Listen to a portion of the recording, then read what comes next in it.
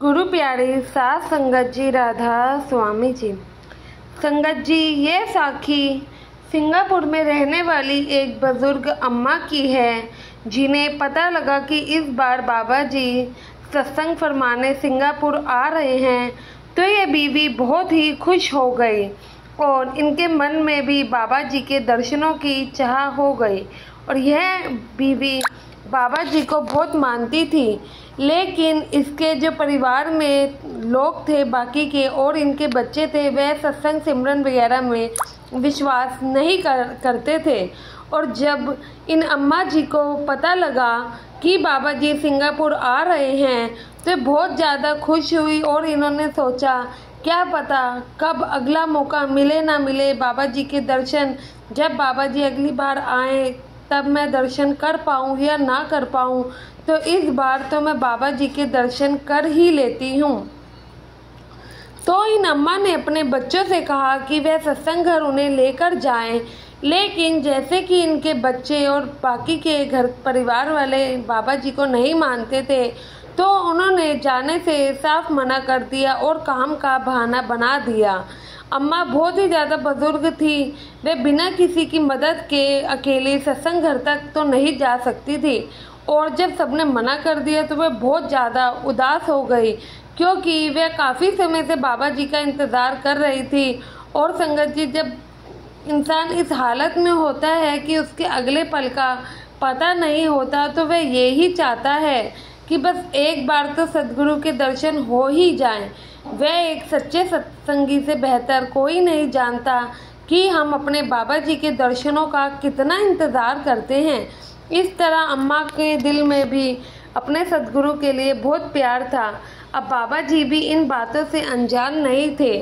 साथ संगत जी, अब बाबा जी अपनी संगत को कैसे उदास और दुखी देख सकते हैं।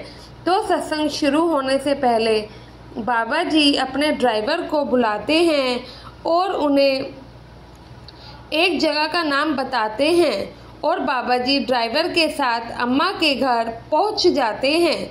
उस समय अम्मा घर पर सिर्फ अकेली थी और कोई भी नहीं था। तो जब वह ड्राइवर डोल बेल बजाते हैं अम्मा के घर की, तो अम्मा ने आने में बहुत टाइम लगाया, क्योंकि वह अपने चलने में भी समर्थ नहीं थी। उन्हें किसी न किसी की ज़रूरत पड़ती थी। बाबा जी तब तक बाहर ही अम्मा का इंतज़ार करते रहे। जब अम्मा जी ने दरवाज़ा खोला तो उसने अपने सामने एक सरदार जी को सफ़ेद कपड़ों में खड़े देखा और नज़र कमज़ोर होने की वजह से वह पहली बार में तो नहीं पहचान पाई। और उन्होंने इंग्लिश में बाबा जी से कहा कि हेलो, आपका स्वागत है, आपको किससे मिलना है। तो बाबा जी ने कहा कि हम तो आपसे मिलने आए हैं। इस बीच अम्मा ने अपना चश्मा आंखों पर लगाया और जब चश्मा लगाकर देखा तो अम्मा हैरान की हैरान रह गई और उनकी आंखों से बहुत ही ज़्यादा आंसू बहने लगे और वह आंसू खुशी के थे।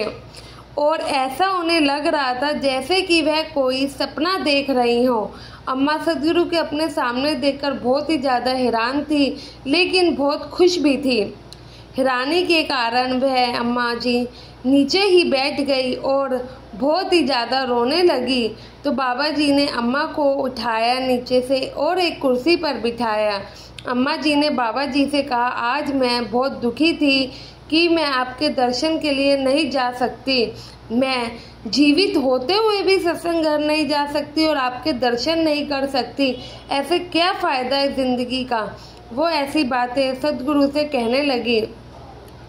तो अम्मा की बातें सुनकर बाबा जी कहते हैं कि कोई बात नहीं, आप हमारे दर्शन करें या हम आपके, एक ही बात है। हमें तो ऊपर से जैसा हुक्म मिलता है हमें तो वही करना पड़ता है।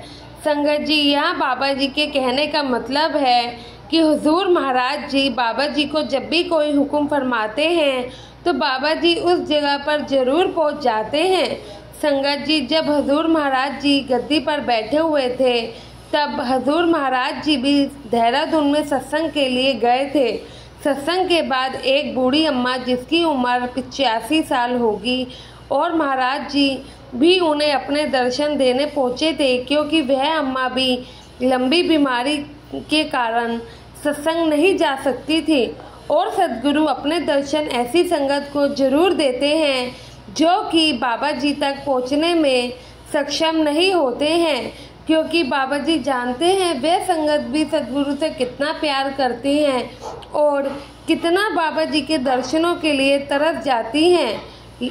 और यह अम्मा भी ऐसे ही थी। यहाँ सिंगापुर में यह अंग्रेज अम्मा अकेली नहीं रहती थी, इनका पूरा परिवार रहता था, इनके बच्चे सब इनके साथ रहते थे। तो बाबा जी ने इन अम्मा को दर्शन भी दिए और वहाँ से वापस सत्संग घर पहुँच गए।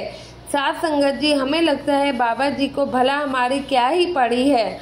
उनके चाहने वाले तो करोड़ों हैं, लेकिन ऐसा कोई नहीं है, ऐसा कोई मतलब की संगत नहीं है जिसके बारे में बाबा जी ना जानते हो।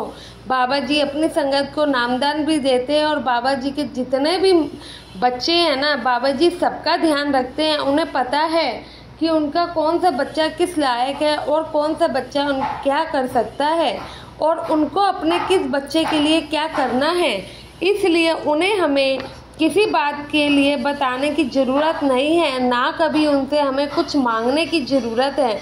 जो देने की ताकत रखता है तो उसे पता है कि उसके बच्चों को क्या दिक्कत है और उसके बच्चों के लिए क्या सही रहेगा। इसलिए साथ संगत जी, हमें कभी यह नहीं सोचना चाहिए कि हम अकेले हैं। हमेशा इस बात का एहसास करो कि बाबा जी हमेशा ही हमारे पास हैं, 24 घंटे हर मिनट, और वह हमारी संभाल कर रहे हैं और वह कभी भी हमें किसी परेशानी में नहीं आने देंगे। अगर कोई परेशानी आ भी जाती है तो उसको अपना भला ही समझा करें कि ज़रूर इसी में कोई भलाई छुपी होगी जो बाबा जी अपने बच्चों को कष्ट दिया, वरना कोई माँ बाप अपने बच्चों को कष्ट देना नहीं चाहता है।